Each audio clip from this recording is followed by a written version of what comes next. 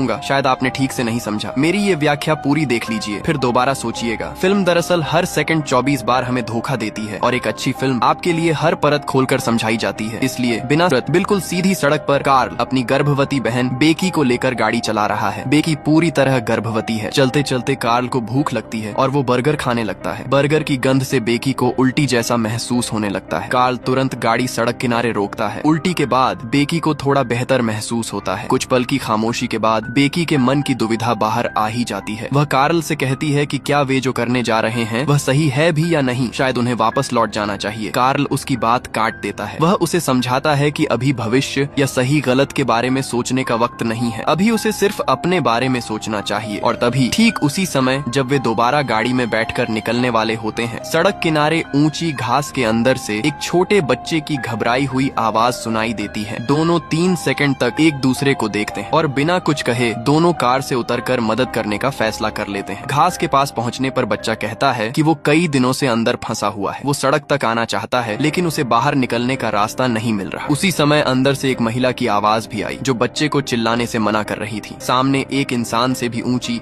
अंतहीन फैली हुई घास खड़ी है। बेकी थोड़ी डर जाती है लेकिन कार्ल बिना सोचे सीधे अंदर घुस जाता है। भाई को अंदर जाते देख बेकी भी हिम्मत करके उसके पीछे चली जाती है। कार्ल आगे आगे चलता है और बेकी पीछे पीछे चलते हुए पुलिस को फोन करती है, लेकिन चलते चलते अचानक फोन का सिग्नल चला जाता है और इसी बीच वो कार्ल से बिछड़ भी जाती है। सबसे डराने वाली बात यह थी कि बच्चे की आवाज एक जगह टिक नहीं रही थी। ऐसा लग रहा था जैसे वह चारों ओर घूम रही हो। जब तक कार्ल को एहसास होता है वो बेकी को भी खो चुका होता है। हालांकि आवाज से लगता है कि दोनों एक दूसरे के बहुत दूर नहीं हैं। कार्ल बेकी से कहता है कि चलते रहो और बोलते रहो, अभी बच्चे को छोड़ो, पहले हम दोनों एक दूसरे को ढूंढ लें। लेकिन अजीब बात ये है कि दोनों आधा दिन घूमते रहते हैं। आवाज पास से आती है पर इंसान दिखाई नहीं देता। कुछ देर भटकने के बाद कार्ल को पहली बार साफ साफ गड़बड़ महसूस होता है। अभी कुछ सेकंड पहले तक बेकी की आवाज उसे बाईं तरफ से सुनाई दे रही थी और अचानक वही आवाज दाईं ओर से आने लगती है। यही से उसे समझ आने लगता है कि यह जगह सामान्य नहीं है। घबराहट के बीच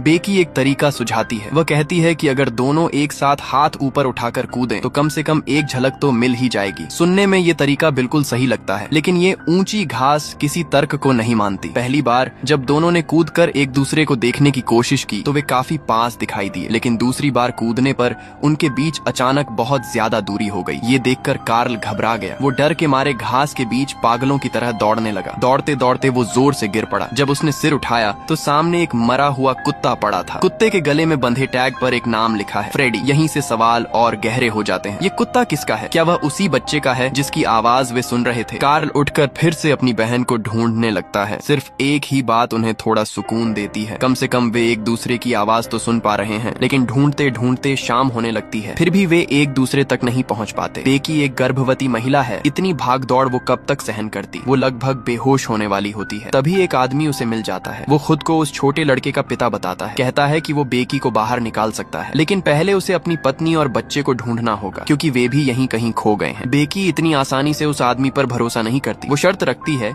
कि आदमी आगे आगे चले और पहले उसके भाई को ढूंढने में मदद करे। दूसरी तरफ जब कार्ल को पता चलता है कि बेकी को कोई आदमी मिला है तो उसकी चिंता और बढ़ जाती है। तभी वही मदद के लिए पुकारने वाला लड़का टोबिन कार्ल के सामने आ जाता है, लेकिन उसका व्यवहार किसी सामान्य डरे हुए बच्चे जैसा नहीं है। वह कार्ल को देखता है और बेहद सहज स्वर में कहता है कि क्या वह अपनी बहन को ढूंढ लेगा, लेकिन अगर वह मर जाए तो ढूंढना और आसान होगा क्योंकि यह घास लाश को नहीं हिलाती। ये सुनकर कार्ल सन्न रह जाता है और इससे पहले कि वह कुछ समझ पाए टोबिन एक मरी हुई चिड़िया उठाता है और उसे जमीन में गाड़ देता है। कार्ल घबराकर पूछता है कि क्या उसने जानबूझकर उन्हें यहाँ बुलाया था, लेकिन टोबिन शांत आवाज में इनकार करता है। वह बताता है कि उन्हें भी एक आदमी ने अंदर बुलाया था। वह आदमी मदद के लिए चिल्ला रहा था और वे उसे बचाने आए थे। उधर बेकी और टोबिन का पिता घास में इधर उधर भटकते रहते हैं, लेकिन कुछ खास नहीं होता। इधर टोबिन कार्ल को एक बहुत बड़े काले पत्थर के पास ले जाता है। टोबिन पत्थर को छूता है और एक अजीब सी तृप्ति के साथ कहता है कि इसे छूना अच्छा लगता है। वह कार्ल से भी ऐसा करने को कहता है। उस काले पत्थर में जैसे कोई अजीब ताकत हो। कार्ल सिर्फ उसे देखते ही उसकी ओर खींचने लगता लगता है। वो धीरे धीरे आगे बढ़ता है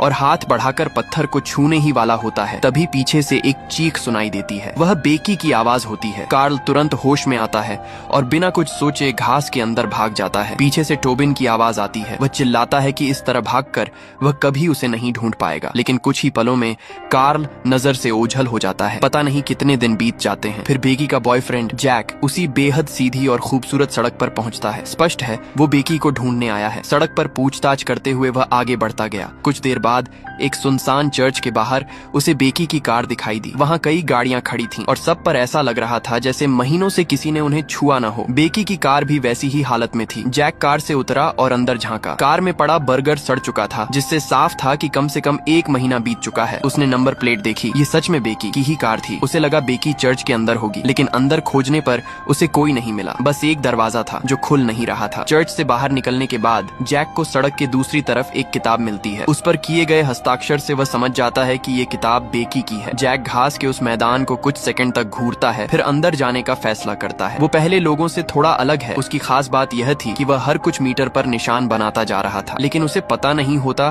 कि जैसे ही वो आगे बढ़ता है पीछे बने हुए निशान अपने आप गायब हो जाते हैं। वो यूं ही बिना दिशा के खोजता रहता है। जल्द ही उसे कुछ गड़बड़ लगती है। आसमान में सूरज कभी एक तरफ होता है तो कभी दूसरी तरफ। इसका मतलब साफ है, इस घास के अंदर समय और स्थान दोनों गड़बड़ है। थोड़ी ही देर में फिर अंधेरा हो जाता है। तभी टोबिन फिर से सामने आता है। इस बार भी उसका व्यवहार रहस्यमय है। वो न सिर्फ जैक का नाम जानता है, बल्कि ये भी जानता है कि वो बेकी को ढूंढ रहा है। फिर वो जैक को बेकी की लाश दिखाता है। लाश को देखकर साफ लगता है कि उसे मरे कई दिन हो चुके हैं। जैक टूट जाता है। आसमान की ओर देखकर दर्द से चिल्लाता है। लेकिन सवाल ये है, बेकी मरी कैसे? इन दिनों में आखिर हुआ क्या? अगली सुबह जैक बेकी के गले से एक हार निकालता है और बाहर निकलने का रास्ता खोजने लगता है। कुछ ही देर में उसे बाहर से लोगों की आवाज सुनाई देती है। वह जोर जोर से मदद के लिए चिल्लाने लगता है और बाहर खड़ा होता है टोबिन का परिवार।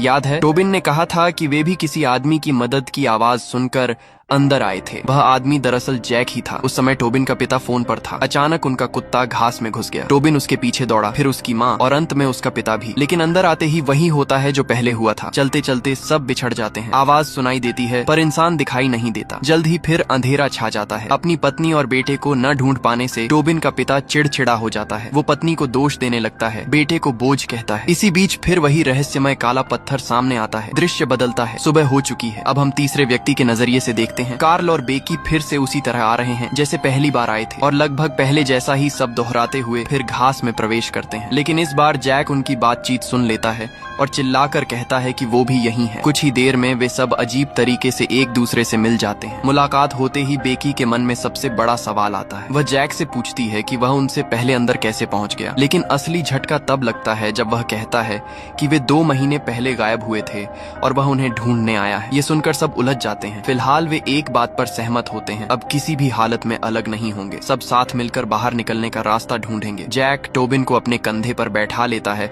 ताकि वह ऊंचाई से दिशा देख सके। चारों तरफ अनंत ऊंची घास थी। काफी देर देखने के बाद टोबिन को दूर कहीं एक घर जैसी आकृति दिखाई देती है। सब उसी दिशा में चल पड़ते हैं। चलते चलते अचानक बेकी का फोन बजता है। स्क्रीन पर अज्ञात नंबर लिखा था। फोन उठाते ही खड़खड़ाहट के बीच एक औरत की आवाज आती है। वह कहती है कि कार्ल को जैक को नुकसान पहुंचाने से रोको, वरना हम वही गलती बार बार दोहराते रहेंगे। इसके बाद रोने की आवाज आती है और कॉल अचानक कट जाती है। सब हैरान रह जाते हैं। कुछ समझ नहीं आता, लेकिन अब उन्हें और यकीन हो जाता है कि यहाँ रुकना ठीक नहीं। वे कदम तेज कर देते हैं। उन्हें पता नहीं चलता घास के बीच से कोई आंख उन्हें घूर रही है। कुछ देर बाद फिर अंधेरा होने लगता है। अचानक बेकी को चक्कर आने लगता है। उसे कई डरावने दृश्य दिखाई देते हैं और वो बेहोश होकर गिर जाती है। कार्ल और जैक घबरा जाते हैं। तभी टोबिन का पिता अचानक दौड़ कर आता है और बेकी को प्राथमिक उपचार देने लगता है। कुछ ही देर में बेकी होश में आ जाती है। टोबिन का पिता कहता है कि वो अभी अभी बाहर निकलकर सड़क तक पहुंचा था, लेकिन वह अपनी पत्नी और बेटे को छोड़ नहीं सकता, इसलिए वापस आ गया। इसी बीच टोबिन को वह घर दिखाई देना बंद हो जाता है। अब सबको मजबूरन टोबिन के पिता के पीछे चलना पड़ता है। जल्द ही फिर अंधेरा हो जाता है। सब लोग दोबारा उसी रहस्यमय काले पत्थर के सामने पहुंचते हैं। इस बार टोबिन का पिता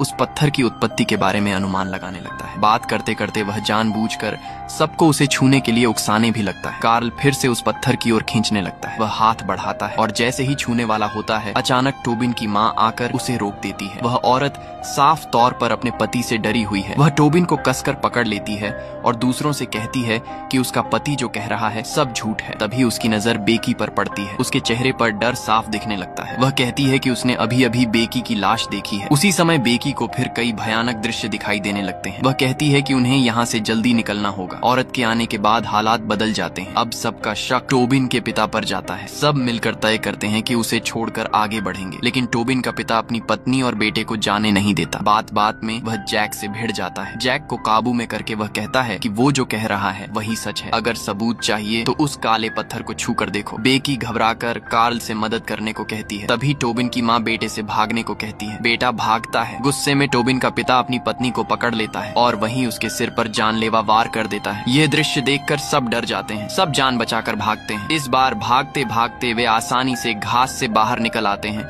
और सीधे चर्च के बाहर पहुंच जाते हैं। वे तुरंत चर्च के अंदर छिप जाते हैं। अब बातचीत में सच्चाई सामने आती है। असल में बेकी और कार्ल इस सफर पर क्यों निकले थे? जब बेकी को पता चला कि वह गर्भवती है, जैक मानसिक रूप से तैयार नहीं था। वह बच्चा नहीं चाहता था। तब कार्ल ने अपनी बहन को समझाया, बच्चे को जन्म दो, वह किसी अच्छे परिवार को गोद देने का इंतजाम कर देगा। इसलिए वे दोनों उसी परिवार से मिलने जा रहे थे, लेकिन रास्ते में ये सब हो गया। अब इतने हादसों के बाद जैक बदल चुका है। वह परिपक्व हो गया है। वह बेकी और बच्चे की जिम्मेदारी लेने को तैयार है, लेकिन कार्ल इसका विरोध करता है क्योंकि वह खुद अपनी बहन से प्रेम करता है। बातचीत झगड़े में बदल जाती है और झगड़ा हाथापाई में। तभी टोबिन का पिता उनका पीछा करते हुए चर्च पहुंच जाता है। डरकर सब छत पर भागते हैं। छत पर जगह तो है, लेकिन निकलने का सिर्फ एक ही रास्ता है। अगर वह ऊपर आ गया तो बचने की कोई जगह नहीं। कार्ल और जैक बाहर निकलने का रास्ता ढूंढते हैं। अचानक जैक का संतुलन बिगड़ता है और वह लगभग नीचे गिर जाता है। कार्ल उसे पकड़ लेता है, लेकिन अगले ही पल वह जानबूझकर उसका हाथ छोड़ देता है। टोबिन यह सब देख लेता है। कार्ल सफाई देने की कोशिश करता है।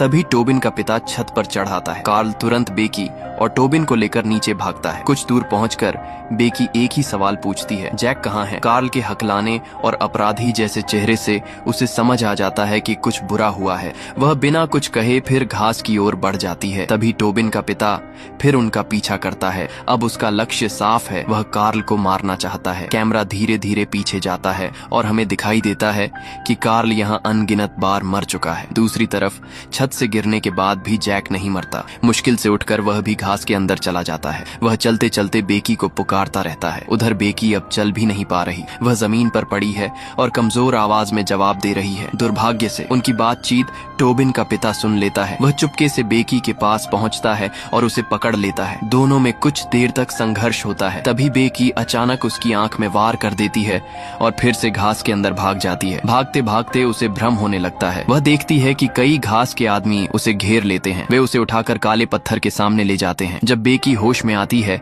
तो वे सब गायब हो चुके होते हैं। इसके बाद वह अपना फोन निकालती है और खुद को ही फोन करती है। वह कहती है, कार्ल को जैक को नुकसान मत पहुंचाने देना, वरना हम वही गलती बार बार दोहराएंगे। यहीं पहले वाले रहस्यमय फोन कॉल का राज खुलता है। ये सब करने के बाद बेकी को प्रसव पीड़ा शुरू हो जाती है। उसी समय काले पत्थर के सामने की जमीन ढंसने लगती है। ऐसा लगता है जैसे अनगिनत हाथ जमीन के नीचे से बाहर आ रहे हों। इसके बाद एक बेहद अजीब और वर्णन से परे दृश्य होता है। कुल मिलाकर जब जैक बेकी तक पहुंचता है तब तक बेकी मर चुकी होती है। तभी टोबिन भी वहां आ जाता है। वह कहता है कि यह सब कभी खत्म नहीं होगा। उसके पिता उसे बार बार मारते रहेंगे। जैक, जो अब तक सब समझने की कोशिश कर रहा था, टोबिन को गले लगाता है और उसे भरोसा दिलाता है कि वह उसकी रक्षा करेगा। जैसा कि उम्मीद थी, टोबिन का पिता फिर सामने आ जाता है, लेकिन अब जैक के पास खोने को कुछ नहीं बचा। उसे मौत का डर भी नहीं रहा। वह टोबिन के पिता पर टूट पड़ता है और घास से उसका गला घोंट कर मार देता है। उसे मारने के बाद जैक जैसे कुछ समझ जाता है। टोबिन उसे रोकने की कोशिश करता है, लेकिन जैक दृढ़ निश्चय के साथ काले पत्थर को हाथ से छू लेता है। पत्थर से तेज रोशनी निकलती है, मानो सब कुछ रीसेट हो गया हो। आखिर में जैक बेकी का हार टोबिन को देता है। वह उससे कहता है कि बाहर जाकर यह हार बेकी को दे देना और उन्हें यहाँ आने से रोकना। फिल्म के अंत में टोबिन एक जर्जर कमरे में पहुंचता है। चर्च से बाहर निकलते ही टोबिन ठीक उसी समय बेकी और कार्ल को देखता है, जो अभी अभी वहाँ से गुजर रहे हैं। वह तुरंत दौड़कर उन्हें रोकता है। हार देखकर बेकी उसकी बात पर विश्वास कर लेती है। वह तुरंत कार में बैठती है और टोबिन को साथ लेकर वहाँ से चली जाती है। उधर घास के भीतर जैक यह सब सुन लेता है। अब जब चक्र टूट चुका है, वह शांति से जमीन पर लेट जाता है। कहानी यही समाप्त होती है। इस अंत से साफ है निर्देशक ने आखिर में दर्शकों को अपेक्षाकृत संतोषजनक अंत दिया। चक्र को हमेशा के लिए जारी नहीं रखा, लेकिन अंत को छोड़ दें तो फिल्म में यह समय चक्र आखिर चलता कैसे है? आइए इसे क्रम से समझते हैं। पहला समूह जो घास के अंदर गया वो थे बेकी और कार्ल। उन्हें छोटे लड़के टोबिन ने अंदर आने के लिए उकसाया। दूसरा समूह टोबिन का परिवार। उन्हें बेकी के बॉयफ्रेंड जैक ने अंदर आने पर मजबूर किया और जैक घास में इसीलिए गया क्योंकि उसे अलग अलग सुरागों से लगा कि बेकी घास के अंदर गई है, इसलिए वह उसे ढूंढने अंदर गया। इस तरह पूरा चक्र एक मोबियस रिंग जैसा बन जाता है, न कोई शुरुआत न कोई अंत। लेकिन सच कहें तो हमें इस